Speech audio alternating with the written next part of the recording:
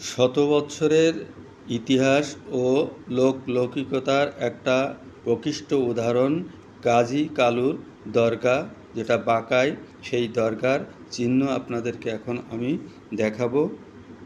আপনারা দেখতে পাচ্ছেন ভিডিওতে, এখানে এই যে গাজীর দরগা, সেই গাজীর দরগা চিহ্ন আপনারা দেখতে পাচ্ছেন। এই গাজীর দরগার পাশে একটা বটগাছ আপনারা দেখতে পাচ্ছেন। সেই বটগাছটা বেশি দিনের বটগাছ নাই, লোকমুখে শুনলাম এখানে অনেক বড় একটা বটগাছ ছিল। সেই বটগাছটা জনৈক ব্যক্তি কেটে ফেলায় একটা অলৌকিক ঘটনা ঘটে। তারপরে সেই ব্যক্তি আবার পুনরায় এই গাছটা রোপণ করে। বর্তমানে এই গাছটা বেড়ে উঠছে।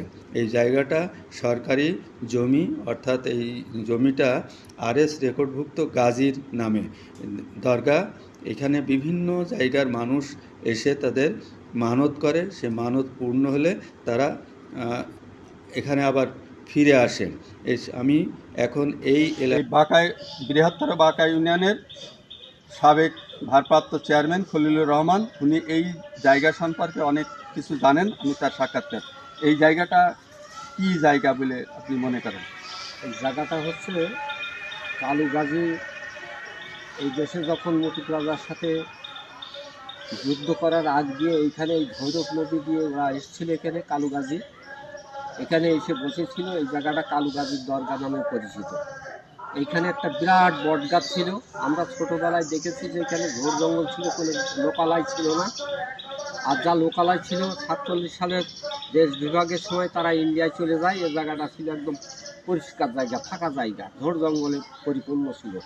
এই গাছে বড় বড় মোরগ মুরগি এই গাছে আমরা দেখেছি। আমরা ধরতে আসতাম, অনেক পয়সা করে দিতে এখানে এই দরগায়। এখানে তার চিহ্ন রয়েছে এখনো, বা আগের যে জিনিসটা, আগের যেটা গাছা ছিল সেটা ভেঙে গিয়েছে এই গাছ কাটার কারণে। যে গাছকে কাটছিল, তারা যে একজন গাছ কাটছিল তার নাম মালেকুল। এই মালেকুল গাছ কাটার পরে তার পেট দিয়ে রক্ত পড়া শুরু হয়। মরণাপন্ন অবস্থায় ডাক্তারে যখন তার চিকিৎসা না দিতে পারে, তখন এই গাছপালায় এসে আবার নিয়ত করে, মান্যত করে এই সেটা ভালো হওয়ার পরে এই বটের গাছটা লাগিয়ে দিয়েছে সেই মালেকুল। এখনো কি মানুষ এখানে আসে? এখানে এখনো মানুষ আসে। এখানে ছাগল জবাই হয়, মাঝে মধ্যে মানুষ মান্যত করে, পয়সা করে যায়। প্রত্যেক বৃহস্পতিবারে এখানে সেলিপি দিয়েছে, ছোটো মোরগ টোরগ নিয়ে এসে এখানে খাওয়া দাওয়া করে, অনেক নিয়ত করে, মান্যত করে, তা আশা পূর্ণ হয় তাদের। আমরা চেয়ারম্যানের সাহেবের কাছ থেকে এই জায়গা সম্পর্কে শুনলাম।